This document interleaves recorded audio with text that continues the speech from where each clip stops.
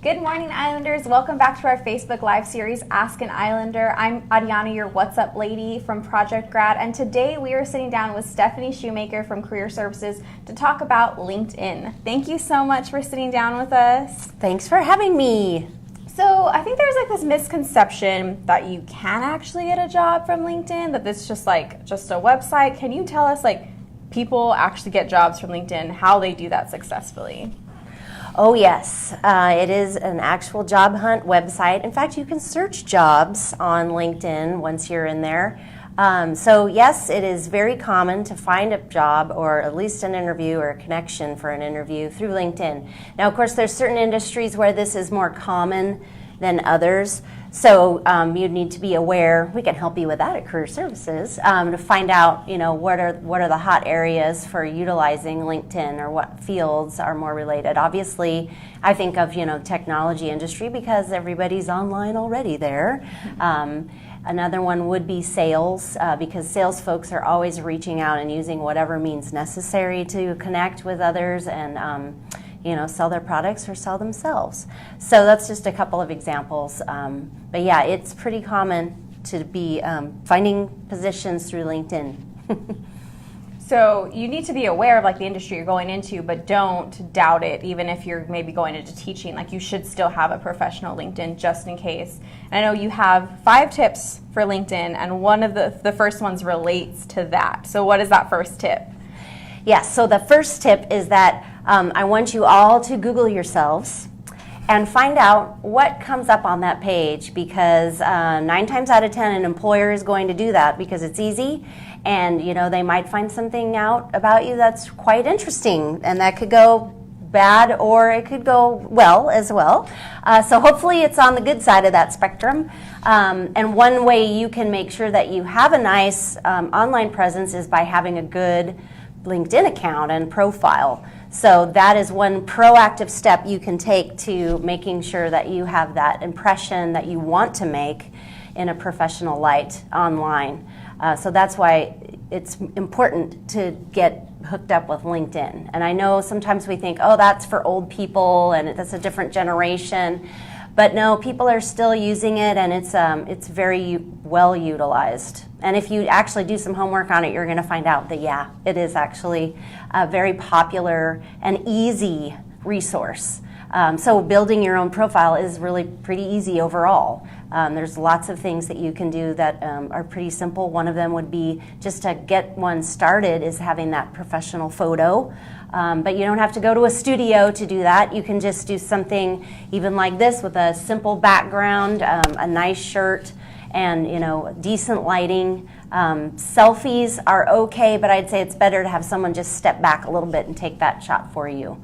So actually, y'all are going to be giving students the chance to have free professional pictures next week at your Career Expo, correct? That is true. February 27th. Do you know what time? 11 to 2, I believe? Right. So between the window of 11 to 2, we'll be down there. And then the LinkedIn photographer, or we'll bring in a photographer to do those pictures. So that'll be during that time frame. So you can come in on your lunch or something. It'll just take a couple of seconds, really, minute or two of your time, and it's worth it to have that. They're professional free shot. Professional Yeah. shots, so you can use free now is good. for your career, when you're applying for jobs, and especially for your LinkedIn profile. Yes. So what is your next tip? So another tip would be, as far as updating your profile or even creating one, I have this actual wonderful PDF that I found when I Googled LinkedIn students, and it's a great guide on how to just update and create your profile. And so great tips on this. It doesn't have to be rocket science. It can be super simple, and you just highlight a few things that you would like to share with your professional colleagues or potential professional colleagues. So this is a really nice guide that you can follow. Another thing I would say is the real key to LinkedIn is the linking part. It's about building a network. So you're going to want to connect, and that's another big feature and wonderful asset of LinkedIn, is connecting with anybody and everybody that you know. And some wonderful opportunities come with the Islander Alumni Association, that's a definite must for students here. And also just anybody that you know in your professional network that you've already worked with. So that could be previous jobs you've held or current positions. Also your professors or even graduate students that you've worked with, because they're going to know things and they're going to have connections that might be potential connections for you. So personal network, professional network, reach out to everybody. And once you start getting active, actually people are going to find you and you're going to pop up on their radar and say, hey, do you want to connect with this person? So it's good to get in there, once a week maybe and just be active, poke around, reach out, see who's asked you to connect as well. See, I've noticed that the more I get on my profile, I'll start getting emails like that. So you have to be active for LinkedIn to make those connections. So is it, if I want to work for this company, but I have no connections there, I can't just slide into their DMs or just connect them. I need to try to connect with those people, or how do I do that? How do I get in if I don't have connections, Yeah, so you can do some research there. One thing that I would just definitely do is utilize if you can get into groups like, for example, the Alumni Association, you're going to be surprised at where those folks are working. So you can actually use filters within your groups and start searching for certain companies or certain fields specifically, like IT or engineering or whatever your field is. And then those alumni who work in those areas are going to pop up. So maybe they don't work for that specific company that you want to work for, but they probably know somebody in that company. So there's still a connection, even though it might be, removed once or twice. So the groups are really key, and your network in general is really important for narrowing down and focusing on certain things that you want to target. So I think, you said it before, 80% of getting a job is because you knew someone, you had some kind of connection. You can, great degree, great qualifications, but it's really getting to know someone and putting in a good word for you. Absolutely. And if you think about the hiring managers, are they going to want to hire someone that's just coming in out of nowhere, or someone that's been referred from someone that they either know personally or is one of their own employees that can kind of vouch for this person? So those referrals are really key for finding jobs. And I would say most of the time, whenever I've had a position, it's because of who I knew, not necessarily what I knew.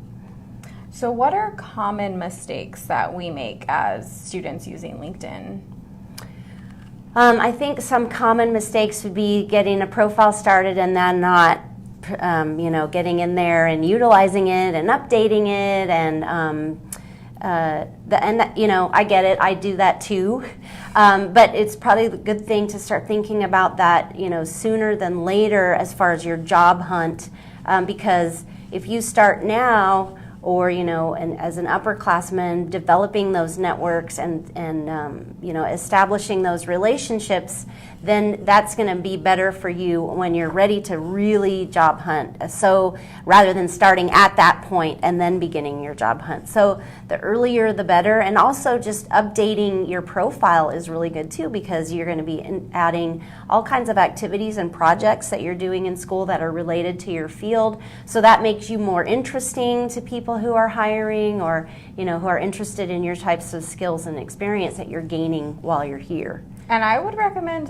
putting that stuff in immediately, because now I'm trying to think back to the stuff I've done, even just a few months ago. I'm I can't remember, but I need it for this resume or for the scholarship application. So write it down and put it in immediately so you can have that knowledge just there. Yes, absolutely. If you could do it every semester, that would be ideal. Mm-hmm. Think about updating your resume and your LinkedIn profile, because those both are really just the amazing tools. You're definitely going to need a resume, and the LinkedIn profile just supports that. And you can go in and see career services for all of that help, y'all. So they have a bunch of amazing events going on next week. So you have the What I Did with My Liberal Arts degree discussion on February 25th at 6 p.m. So stop listening to people who say you can't do anything with that degree. You can. Your business etiquette dinner is sold out, but people are going to get tasty food, and they're going to learn like to not put their elbows on the table like I'm doing right now. And then y'all have y'all's a big career expo on the 27th, correct? Yes. So everyone needs to be dressed to the nines. Bring resumes it helps if they're going to go. be professionally dressed, because then those employers are going to take you more seriously, and they're going to respect you for trying to impress them. And also, I was going to add about the liberal arts degree. Look at our president. Hello. So there's a prime example of someone who has done quite well with her liberal arts degree. And so back to the career fair, if you have a resume, bring it. If you want to update it, come by and we can help you out with that. What else? We have over 60 employers registered right now, so this is a big one. It's also a great networking opportunity. Even if you're not looking for a job right now, you can talk to professionals in the field that you're interested in and ask them for tips, ask them for advice. Hey, I'm a sophomore and I'm trying to develop my professional experiences. What advice do you have for me? Or how did you get your job? Those are great conversations to have with recruiters and HR folks. And they want to share that information, so definitely feel free to talk to them about that. Okay, so we have our winner for the week. So I'm so sorry if I mispronounced your name, Sandeep Jill. You did win, and we will comment how you can pick up your prizes. And thank you so much for all this good information. We could talk to Stephanie forever, so you need to go see her in Career Services so you can talk to her too. And be ready for graduation and to get a job, y'all. Yes. And next week, oh my God, we're so excited. We are finally going to talk to Dr. Luna about Mamma Mia. You know we're going to have free tickets up for grabs, so you need to comment on our post to get those free tickets, and we're so excited. We cannot wait. Bonnie might be overalled and like big earrings. I don't know. You're going to have to tune in and see. So happy Friday, y'all, and make it a good one. Bye. Bye.